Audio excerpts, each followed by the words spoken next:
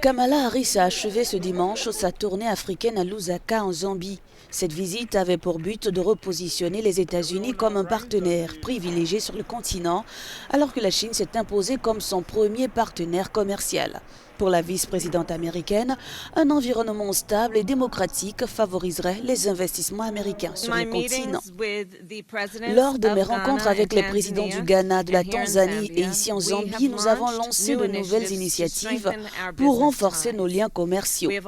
Nous avons également fait avancer notre travail de soutien à la démocratie et à la bonne gouvernance sur le continent, ce qui créera invariablement une plus grande stabilité, une plus grande prévisibilité, le type de choses dont les entreprises ont besoin avant d'investir. Dans chacun de ces échanges, il est apparu clairement qu'il y avait une forte volonté de coopération entre les deux parties. Il est vrai que les dirigeants et les jeunes entrepreneurs de ce continent souhaitent vivement que les investissements augmentent sur le continent.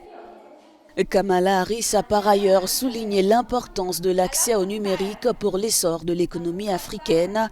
Elle a promis de concentrer les efforts sur le lancement de produits numériques à l'avenir afin de libérer la croissance et les opportunités en Afrique. Pourtant, dans d'autres endroits du continent, nous constatons qu'il y a un retard et que de nombreuses personnes sont à la traîne.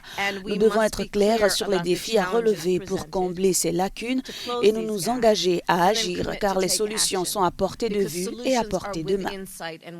Pour atteindre cette inclusion numérique et réduire les disparités entre les pays, ce projet numérique, a souligné la vice-présidente américaine, occupe une place importante dans l'agenda africain des États-Unis.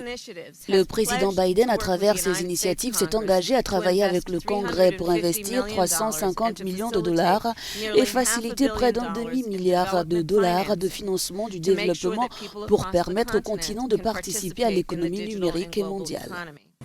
Les États-Unis se sont également engagés à s'intéresser à l'adaptation au changement climatique. Kamala Harris veut mobiliser le secteur privé à investir environ 7 millions de dollars en Afrique.